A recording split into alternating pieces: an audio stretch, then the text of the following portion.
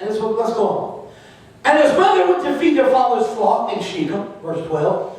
And Israel said unto Joseph, do not thy brother feed the flock in Shechem? Come, and I will send thee unto them. And he said unto him, here I am. And he said to him, go, I pray thee, see whether it be well with thy brethren, and well with thy flocks, and bring me word again. So he sent him out of the vale of Hebron, and he came to Shechem. And a certain man found him, behold, he was wandering in the field, and a man asked him, saying, what seekest thou? And he said, I seek my brothers. Tell me, I pray thee, where they feed their flocks. And the man said, they are departed hence, for I heard them say, let us go to Dothan. And Joseph went after his brothers, and found them in Dothan. And when they saw him afar off, even before he came near unto them, they conspired against him to what? They conspired. The flesh provision has matured such a value that they conspire to kill him. I want you to understand something. That sin left untaken care of in your life is a very dangerous combination. When there's sin in your life and you leave it unattended to, or you leave it untaken care of, when you come before the throne of God, you ask for repentance. If you don't, then that lays there and it begins to become a bed and a foundation for everything else to begin to build upon that. Are you with me? Amen. And this is what's going on with his brothers. Listen what it says. And they said to one another, behold, the dreamer cometh. Come now, therefore, let us slay him, and cast him into some pit, and we will say, some evil beast has devoured him, and we shall see what will become of his dreams. I want you to understand something tonight. They can throw him in the pit, and killing his dreams would have become secondary. Are you with me? Because I want you to understand something tonight. Listen to me carefully. Because I've heard people say this in all my years of pastoring. Well, so-and-so got to me, and I just gave up on the Lord. Yeah. So-and-so said something to me, and Pastor, that's all I needed. I just gave up. I read something, and that's all I needed. I just threw in the towel. Can I make something clear tonight to you, and please understand me?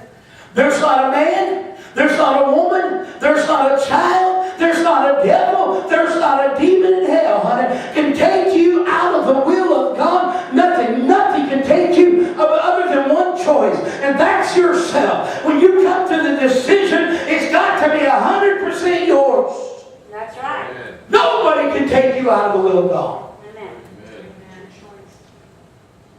Let's go on. And they took him, they cast him into the pit. The pit was empty, there was no water in it.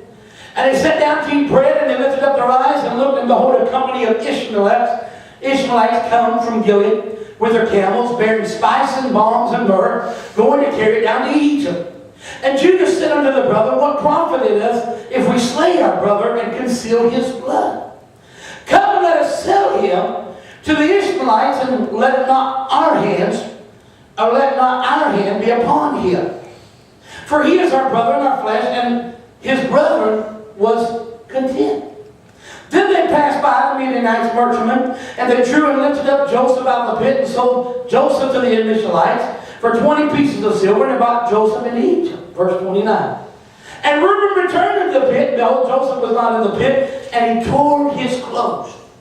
And he returned unto his brother and said, the child is not, and I whither shall I go? And they took Joseph's coat, they killed the 10 of the goats, and dipped the coat in the blood. Sin will make you go to every extent, woman. Yes.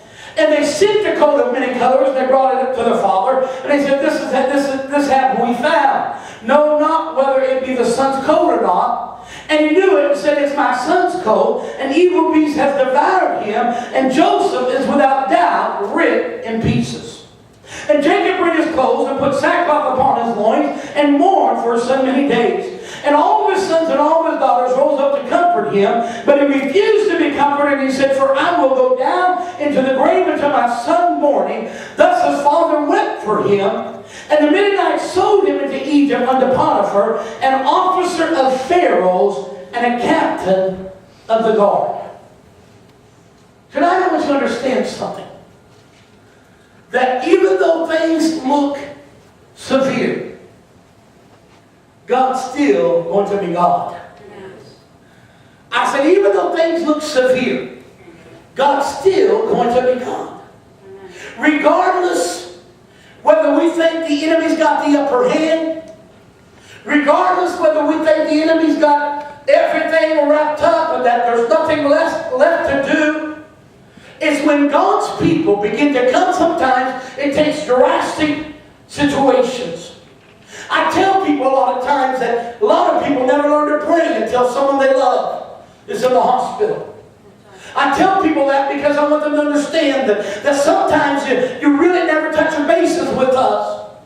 Because someone's in the hospital, or someone we've heard in the hospital, or someone's going through a surgery or something, and we'll pray and we'll say, "Yeah, I'll pray for him," and we might just hit and miss it. But honey, when that's your flesh and blood, you're down on the face, honey. You're doing without some meals, you're crying and weeping, and you're slobbering on the floor because you come to realization that the enemy is doing everything he can to devour everything you love. Huh? I want you to understand something.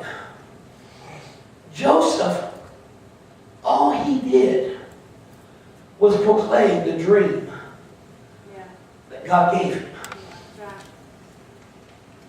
Pastor, that's not enough to cause animosity in his brothers. It is if the animosity was birthed and it was left unattended. Are you listening? See, we think sometimes that if I have a problem with someone, that, you know what, it'll work itself out. That's not what the Word says. If I have a problem with someone, you know what, I just ignore them for a few months, and I sit on this side, and they sit on that side, and when the church is over with, I'll go this way, and they'll go that way, and I won't have to confront them, and everything will be all right. But here's the problem. In the meantime, when you think things are going to work out down the end, you've allowed the enemy to come right in with you in that spirit of animosity and hate and bitterness and sit right beside you. And whenever the worship is trying to come up and the music's trying to blow and the worship's time, the people's trying to praise and Zion, there's a spirit of heaviness from the enemy. And we don't understand it. And sometimes we're so blind that it's sitting right there with us. But we might even say something like, "Well, I don't know why it's so hard to worship." "Well, I don't know why it's so hard for the pastor to preach. I don't know why it's so I don't understand that." Well, it might be because there's things that you've given birth to that conceived maybe even years ago, and you've left them unattended, and all of a sudden now they're beginning to harbor, and they're beginning to harvest, and they're beginning to break forth, and they begin to come from a seed and begin to grow. And now you got to deal with more of those things. Because it's never just a single thing. You might dislike someone, and all of a sudden it turns into something else, and 5 years from now, you're dealing with a whole list of things. Why? Because the enemy knows how to plant the seeds, honey, in the right place, the right location, and he knows how to water them. Amen. Huh? Amen. Someone say amen. Amen. Go with me to chapter 39, verse 1. "And Joseph was brought down to Egypt. And Potiphar, an officer of Pharaoh's, captain of the guard, an Egyptian, bought him of the hands of the Ishmaelites, which had brought him down thither. And the Lord was with Joseph, and he was a prosperous man, and was in the house of his master, the Egyptians." I want to read that again. "And the Lord was with Joseph. And the Lord was with Joseph." We think for some reason that if we pray something and it doesn't happen in the time frame that we believe it ought to happen, if I pray for it this morning at 8 o'clock and by 8:30 it doesn't happen, then Sister Patty, we automatically get the mindset mindset that God's not listening again. He's sitting up there, and I've been faithful, and I've been tithing, and I've been coming to church, and even though sometimes I didn't want to come to church, I come anyway, and he's sitting up there, and he's holding his ears, and he's ignoring me. Can I tell you something? Is that, remember I preached Sunday morning? That just at the mention of your words, just at the mention of your words, when Daniel, the Bible says when he had the vision, he began to mention the words and went on the 21-day fast. And that's what we're doing right now, is doing the 21-day fast. And whenever Daniel began to mention the word, the Bible says there was a battle that was raging in the heavens for 21 days, and Gabriel couldn't even get away until Michael come to help him. I want you to understand something. Listen to me. You might be going through the worst circumstance. You might feel like everything's falling apart. You might think that everything's getting ready to just explode and that nothing's working out. But honey, you might be the grand recipient of the power of God to begin to manifest in your life, and no glory unto man would be able to give credit to man. Amen. You see, we think the wrong way. We think every time that we're going through a trial that God's mad at us. He's not listening. Can I tell you something tonight? If I was to give up on every trial I've been through, I'd have gave up a long time ago. If I didn't know that somewhere, somehow, Sister Ivan, that there's light at the end of the tunnel. Amen. And the only reason I know that is not only because of faith unto the Lord, but it's because I've tasted of His goodness. I've tasted of His mercy, and I've tasted of His riches, and I've been down in the valley, and I've been down there when no one else was there, and I didn't feel like no one cared, and all of a sudden I glimpsed of the light of the glory of the Lord. I've been through the valley, honey, but I've been on the mountain too, and I can tell you, I love the mountain a whole lot better. It's a whole lot nicer to be, but honey, when you go through the valley, what you got to keep in mind is He's the lily of the valley, and there's a training thing going on for you. Amen. Yes. Amen. Understand. Understand. Don't you think that right now that anybody has a right to give up Joseph? I mean, could you imagine?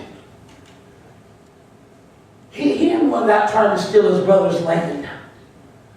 He wasn't out trying to steal his brother's girlfriends. All he wanted to do was tell him a dream the Lord told him. That's all he wanted to do. And the next thing you know, his brothers kidnapped him and threw him in a pit and sold him to the Midianites. And all of a sudden now here he is back up in Egypt, long ways away from his hometown. Way up in Egypt, and now and there's no one there he knows. He feels like he's in captive, and all of a sudden Potiphar comes along and says, "Hey, it looks like a good man. I think I'll buy him." Don't you understand, in the midst of what you're going through, in the midst of trials, in the midst of troubles, God still pours out favor. Amen. Huh? My. Go with me to verse